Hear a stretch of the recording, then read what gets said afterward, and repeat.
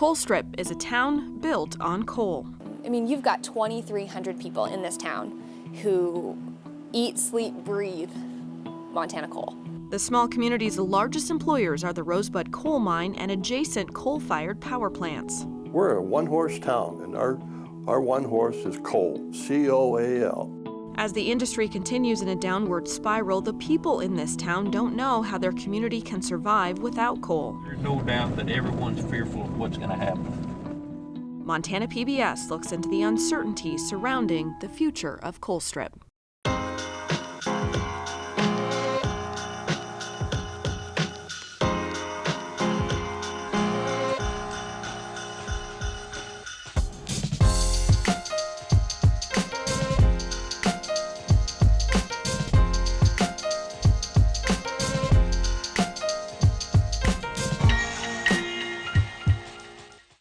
This program is made possible by the Greater Montana Foundation, encouraging communication on issues, trends, and values of importance to Montanans.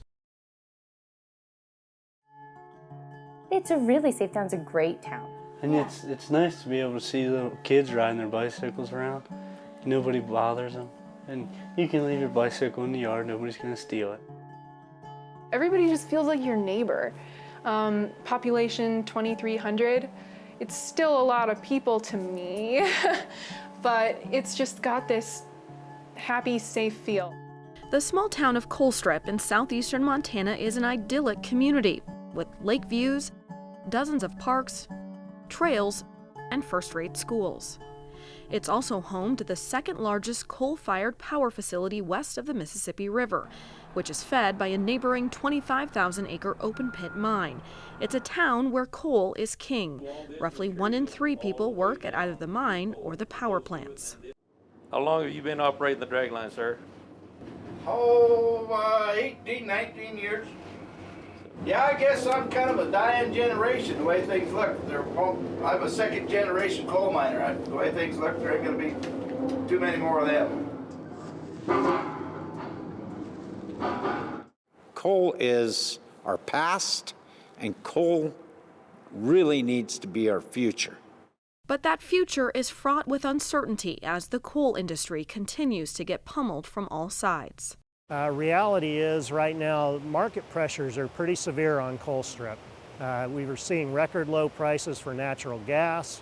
We see a lot of pressure from our customers to try and move towards a cleaner portfolio for the energy that we supply. In addition, there's a great amount of regulatory uncertainty around Colstrip going forward. Those factors have led to a troubling decline in the coal industry and left the people in Colstrip hanging in the balance. I'm scared of my husband losing his job. I'm scared of having to leave the place I grew up. I'm scared that I won't get to raise children in the place I grew up in. You know, I can't imagine the conversation around the dinner table, you know, what are we going to do? I mean, you're hung in a mortgage, you owe a couple $100,000, and all of a sudden you don't think your house is worth anything. Having to leave, that's my absolute biggest fear. For me, that means, you know, having to walk away from my house that I've only been paying on for a year, you know, and having to leave my family. And this is my career. This is what I was destined to do, all of this. And so for me, that's not in the game plan.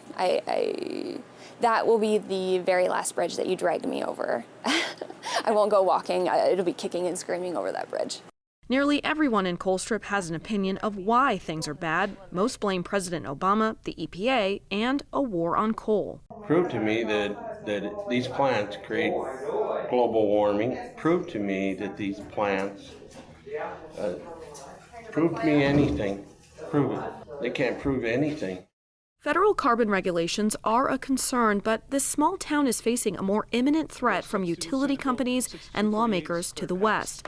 To better understand that, let's first go over the complex issue of who owns Colstrip's 4 power plants. There are 6 owners, none of which are headquartered in Montana.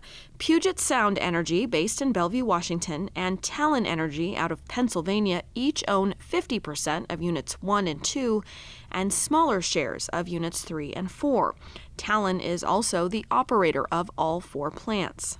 The other 3 owners are out of Washington and Oregon. The final partner is Northwestern Energy, which is headquartered in South Dakota. The bulk of the power produced in Colstrip is sent to over 1.5 million customers in Oregon and Washington state. But those consumers no longer want to buy what Colstrip's selling. Back in this country, Oregon is set to become the first state to eliminate coal from its energy supply by law. A few weeks after that, Washington's governor signed a bill into law that allows Puget Sound Energy to start putting money aside to pay for the future shutdown and cleanup of Colstrip's power plants. Before signing, Governor Jay Inslee vetoed a section of the legislation that said PSC couldn't use the money before 2022, meaning the utility could be out of Colstrip even sooner than expected. Yeah, let's smile for a second. But I think he just wanted to say, look, I can do this too, because there was absolutely no reason, no reasonable reason for him to do that other than just to be a jerk. You know, if you're a student of Montana history, this is typical. The more things change, the more they remain the same. Some outside interest has always dictated to Montana what its future is. Dwayne Ankney worked for 34 years as a coal miner and helped build the mine's massive drag lines. I want them to bury me out there in a coal pit. Now 70 years old, he's spending his retirement in politics. He couldn't ask for anybody to work any harder. He's devoted his golden years to fighting this battle. Dwayne himself personally. He's just an old coal miner with a lot of passion. For months, Ankney led the charge to stop Washington state lawmakers from passing that bill aimed at shutting down Units 1 and 2 in Colstrip, but his pleas fell on deaf ears. Senate Bill 6248 is declared passed. They said no layoffs. There would be no layoffs in Colstrip. As it became closer, when we went out to testify in January, we heard the same thing. Well, it might pass, but we don't think so. But there's going to be protection in there. Montana, the people of Colstrip's going to be taken care of. None of that. Not one thing was true. There was one senator out there.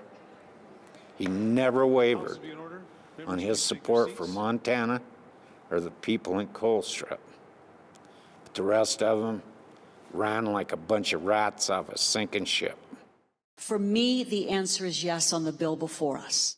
Ankney and others are frustrated that West Coast customers who've benefited from low-cost electricity for decades are turning their backs on Colstrip.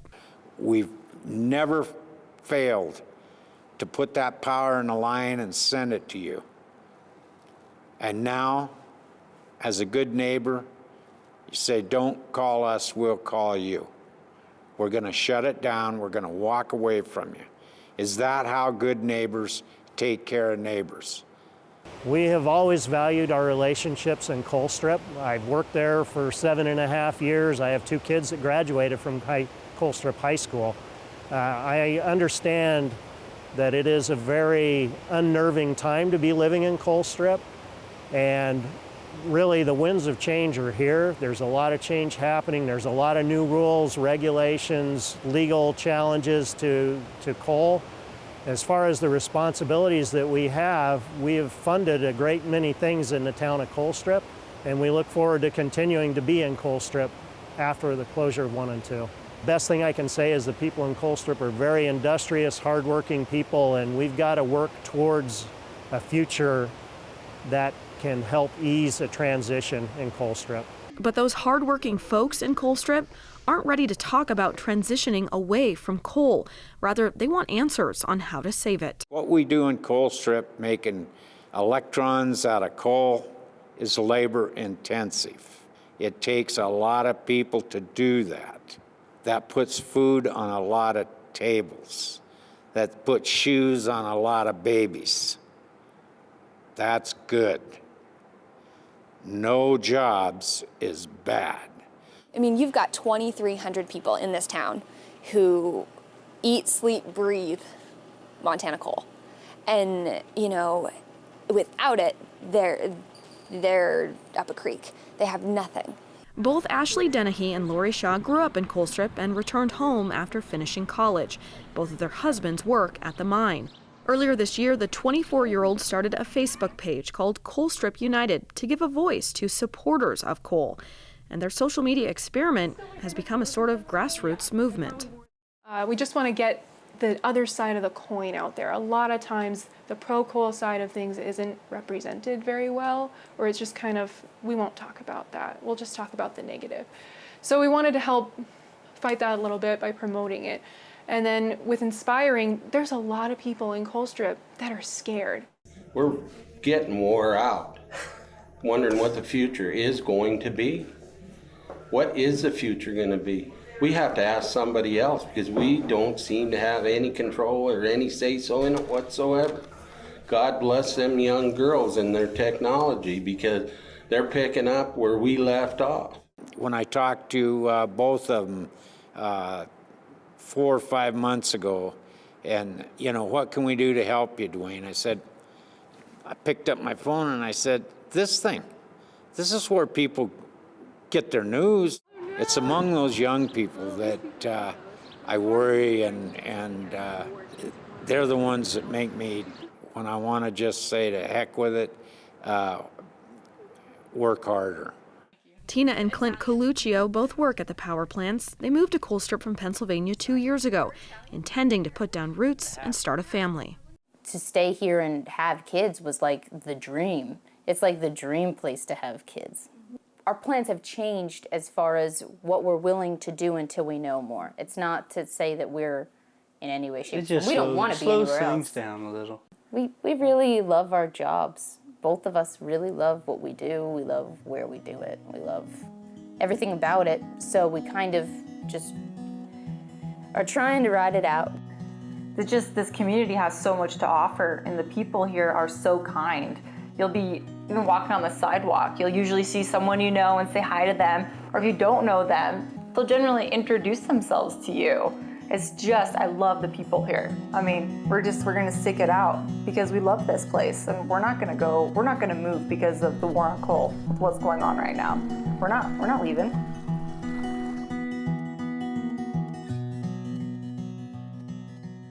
There's no question the people in Colstrip are very protective of their tight-knit community. They're also pretty united in blaming environmentalists and a war on coal for the problems plaguing the coal industry. Now, while concerns over climate change have played a part, the fact remains that the coal industry was on shaky ground even before federal regulations kicked in. Markets have been responsible for a significant amount of the decline in coal demand, both domestically and abroad. As a commodity, coal's value is subject to basic supply and demand principles, and that value has been plummeting due to a global oversupply and competition from cheap natural gas. What we've seen is a big change in international markets, where the price of exports, particularly to Asia, has declined significantly in recent years, which has led to less production at some mines and cutbacks in labor. But also domestically, we've seen a big shift in the price of natural gas.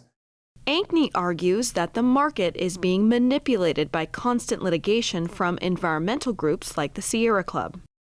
They're creating a market.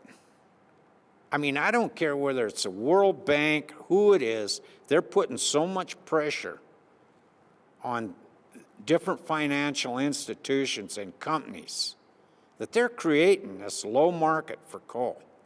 Certainly the Sierra Club has a very aggressive campaign to try to shut down coal-fired power plants, and they have a very good reason for doing so. They're worried about climate change and the impacts on the economy and on different groups of people. That war on coal, I think, is limited, and I don't believe it is actually having an effect, at least to date, on what's happened in Montana and what is likely to be happening in Colstrip. I think there's something incredibly old-fashioned and retro to talk about environmental regulation as a war on somebody. The people in Montana and the West who talk about a war on coal forget why the Powder River Basin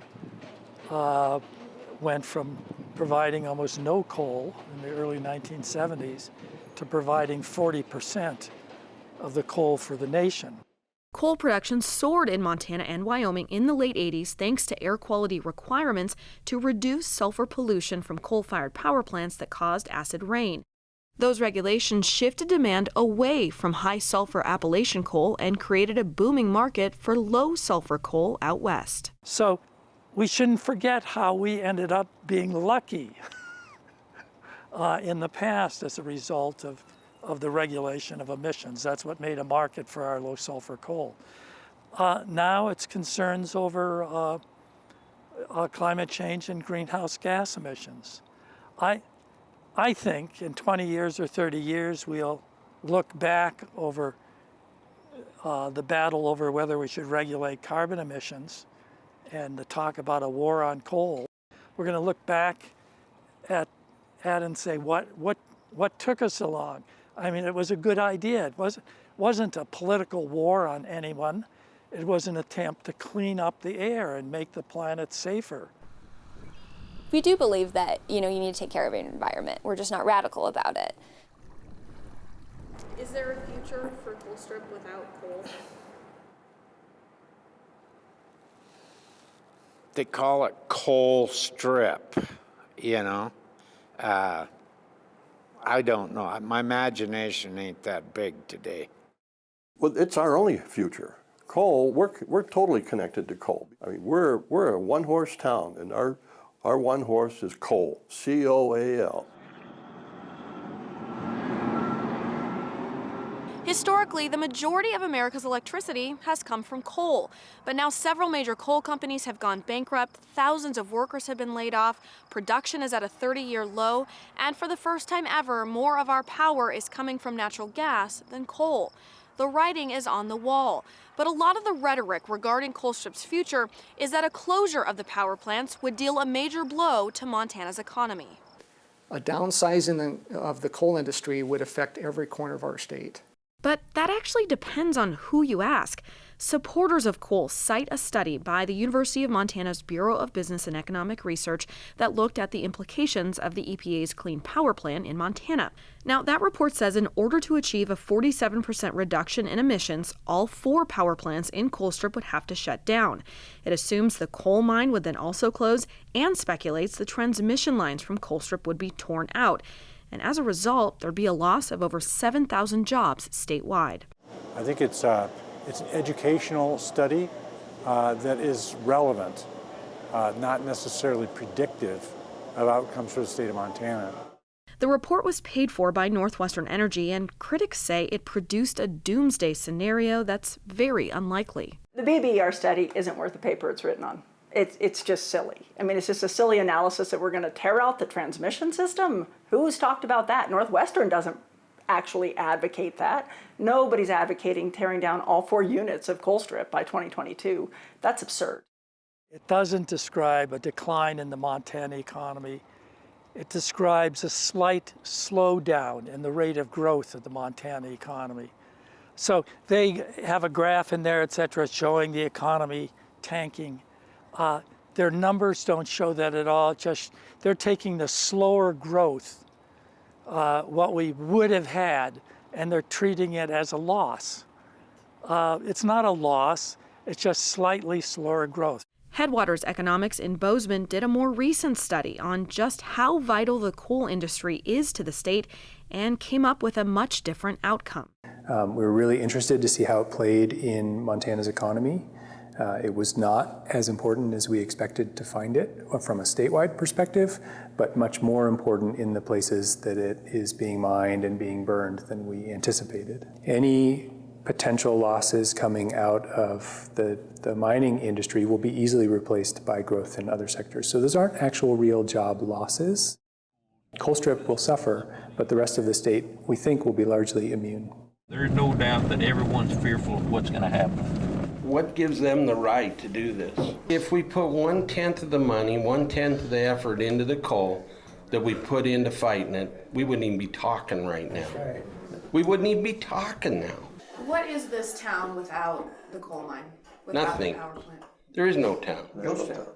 Ghost town. This town here, the abandoned, if you look out that street, them houses there, and them units there, with the exception, I think, of the church, was all that was in Colstrip here when they were mining coal for the trains.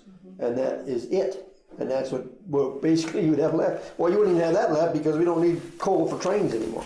The coal industry's decline is already impacting the railroad, with workers across the country and in Montana being furloughed due to fewer coal shipments. Senator Ankeny knows that Colstrip's power plants will eventually need to be shut down. He just wants more time to plan for it. We're not looking at it forever. If we think that if we could keep 1 and 2 running for 8 to 10 years with a definite decommissioning date out there at that time, by then we would be able to have, whether it be a clean coal plant or something that we would be able to transition to. Let's keep going with the technology is there to build clean coal-fired plants. It employs a lot of people and funds a lot of schools, funds a lot of government activities. There is no downside to burning coal. But Ankeny's rose-colored view of the coal industry ignores the reality that burning coal releases harmful pollutants into the air. He and others will tell you Colstrip's power plants are some of the cleanest. However, according to the EPA, the plants pump out over 14 million tons of greenhouse gases into the air each year. Developing clean coal technology to reduce those emissions has become a holy grail for the industry, but so far it's proven to be unsuccessful and costly. It's a unicorn. It is an idea that people love to trot out. They love to imagine it working. The whole idea of carbon capture and sequestration has fallen flat on its face, and we've spent billions of dollars in this country trying to make it work. The bottom line is, it's about opportunity costs. How much money do we want to spend trying to make coal somewhat cleaner, not all the way clean, but somewhat cleaner, just in relation to greenhouse gases? Or do we want to put that same amount of money into putting solar panels on people's homes, or making low-income homes more affordable, or putting wind turbines on reservations in this state? If there is a war on coal, those on the front lines in Colstrip are facing a growing army on the other side. Wind turbine technician is now the fastest growing job in the U.S., and there are more Americans working in the wind energy industry than the coal industry. Additionally, the U.S. solar industry already employs nearly 3 times the number of people as the coal industry. I feel terrible for them. I do. It's happened all over this country. We have more coal units now across this country that are closed or slated for closure than are operating or intend to keep operating. So that number just shifted in the last year. It's not just Colstrip. They have put in a lot of time and hours. They have built a really lovely little community in a beautiful location that they love. And our goal should be, how do we help those people stay there? How do we help make that or maintain a vibrant community in Colstrip and other coal communities? While people outside of Colstrip want to talk about what's next for the small town, Ankeny and others who live here are still fighting to preserve the only way of life many of them have ever known. My energies right now is to try to keep that open and keep people working. Best case scenario would be that, that Washington gets their way here and they're able to remove themselves, and we have somebody else that comes in and picks up where they've left off. And,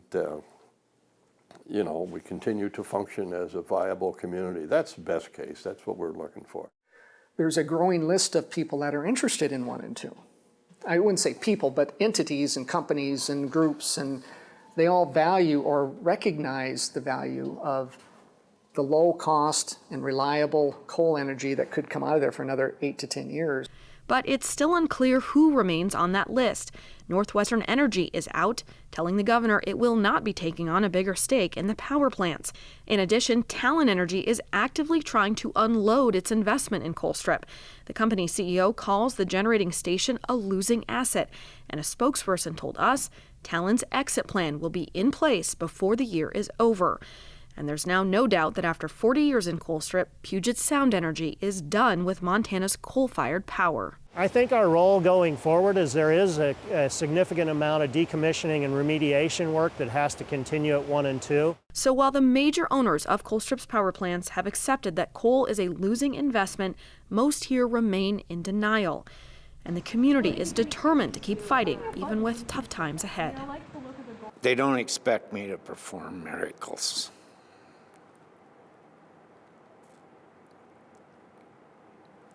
They know I'm doing everything I can.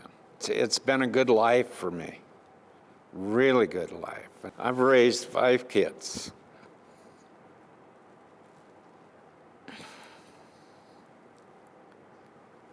And I can't imagine how tough it's on them young families. That's what fuels me, because I care about them. Ankney's concern for the people of Colstrip is certainly genuine. He also holds powerful sway over what happens in Colstrip.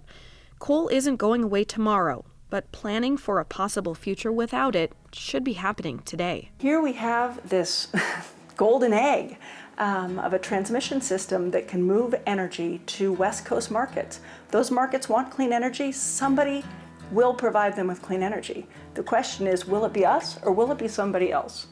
Those are the types of conversations we should be having to help the people in Colstrip move forward and have employment and have certainty. I think one of the risks is that if we don't start those dialogues soon, then we actually expose ourselves to greater risk. I think the biggest opportunity right away is the excess capacity on the transmission line if Colstrip 1 and 2 are retired in the near future. One of the limiting factors to growing renewable energy in Montana is capacity and access to transmission to sell that electricity into other markets. And so if there is capacity, I think it's incumbent upon the state to work with the renewable energy industry as well as a lot of the utilities to try to plan and see how that could be done so that it's reliable and so that it's cost effective and so that Montana could continue to export electricity. I think there is a real opportunity there if we can find a way to start planning for it. So I think there will be some future for Colstrip. As of right now, predicting what that is going to be, I think it's too far off. And I don't think the transition for Colstrip will be easy. This program is made possible by the Greater Montana Foundation, encouraging communication on issues, trends, and values of importance to Montanans.